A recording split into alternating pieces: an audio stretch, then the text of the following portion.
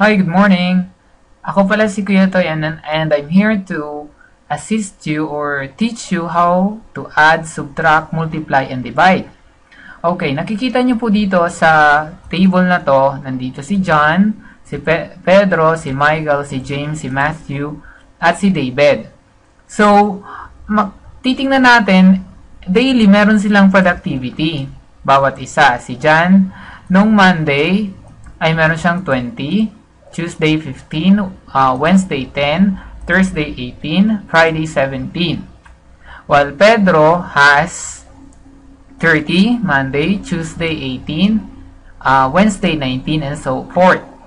Okay, tingnan nyo, ang question natin dito ay paano natin makukuha yung total ni John na hindi natin iisa-isahin. Okay. Simple lang yan. Ang gagawin mo lang, punta ka lang dito, i-insert mo lang yung function niya, and then, i-click mo tong sum. And then, okay. Pag na-okay mo na siya, may lalabas na dito. Okay? Pag dalawa lang, pwedeng gamitin mo tong dalawa, pero kung ako sa'yo, wag mo nang gamitin to lahat. Ang gamitin mo lang eto. I-click mo siya, left click, and then i-drag mo lahat ng gusto mong i-add. Okay. Pag nakita mo na lahat ay selected na, i-enter mo na siya. Tapos, i-okay mo. 80. Gawin ulit natin siya dito. I-insert mo yung function, sum. I-okay mo siya. Tapos, i-click mo to left. And then, highlight mo to lahat. Okay? Enter. Ulitin natin sa pangatlo. Equals. Pwedeng ganon. Equals na lang. Sum. Lagyan mo ng parentheses. Pareho lang yun. O, ganito yung gagawin mo. Equals. Okay. Click mo ulit ito. Tapos highlight mo yan. Enter. Okay. So, para hindi mo ulit-ulitan, pwede mo rin siyang i-drag.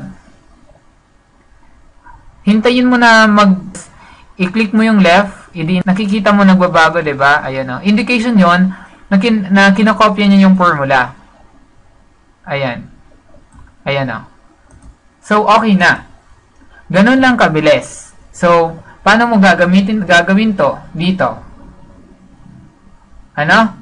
Tama. Pupunta ka dito, function x. I-insert mo yung function, and then, i-click mo yung sum, and then, okay mo, i-click mo ulit ito, and then, i-drag mo na lahat. Enter. Okay. Tingnan mo, hintayin mo na maging cross to, na maliit, na dark, and i-drag mo siya papunta ron. Automatic, magbabago na siya. Good? Ganun lang kadali mag-add. Okay. So, paano naman gagawin natin ang subtraction? Baba tayo. Okay. Sa subtraction, meron na akong ready na table. Ito ang gagamitin natin sa pag-subtract, which is the difference. Okay. So, si John, sa week 1, may 80 siya.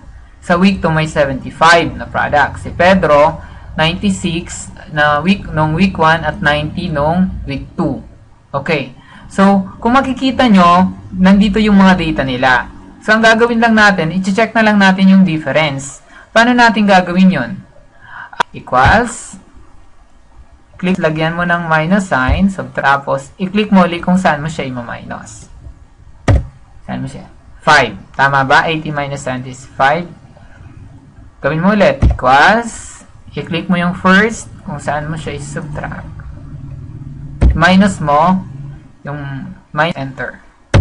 Okay. So, i-drag mo siya pababa.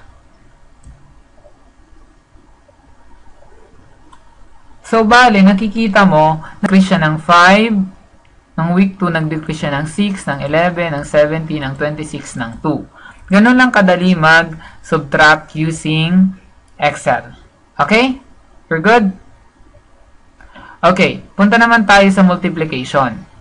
So, sa multiplication, gagawin mo lang sa kanya is equals, and then, i-click mo to, times 1.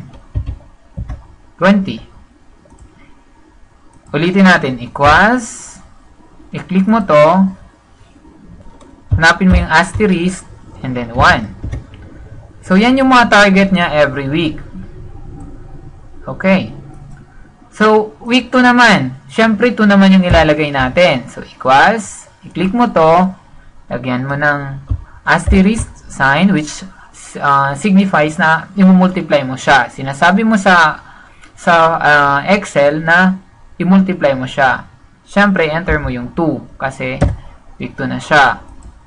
So, dapat sa second week, ang target na nila, ang total na productivity na nila is ganito.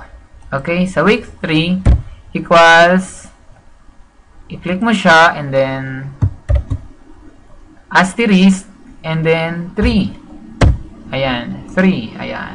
And then, i-drag mo siya ulit.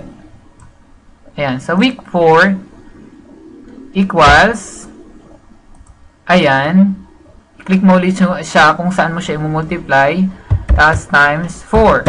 So, bale, eto na yung pinaka-total niya na week 4. Dapat sa week 4, sinadyan ay meron ng total productivity na ganito. Okay? So, madali lang ba yung multiplication? Do you have any other question? Wala naman, di ba? So, bale, week 1, sana si John merong ganitong nakuha. Week 2, ganito. Week 3, lahat na to. Week 4, ito na yung total number na. So, bali, ina-add lang natin 20, 20, 20. Okay? So, division. Paano naman tayo mag-divide? Using Excel. Parang ganun din. Kung ang ginawa natin kanina ay asterisk, we're going to use slash. Okay. So, ang gagawin natin equals 2,000 slash / yan ha. I-click mo yung kung saan mo siya i-divide. And ang gagawin natin, i-drag natin to kasi naka-formula. Actually, input ko siya. So, gagawin natin, ulitin natin. Don't be confused.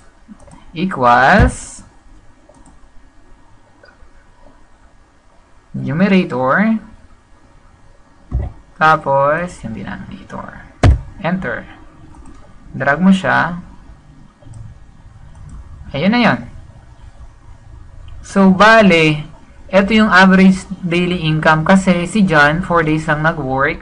Si Pedro, 5 days nag-work. Si Michael, 2 days nag-work. Si James, 4 days nag-work. While the 2 others, 2 days lang sila nag-work. So, ganun lang po. forex@yahoo.com. Thank you.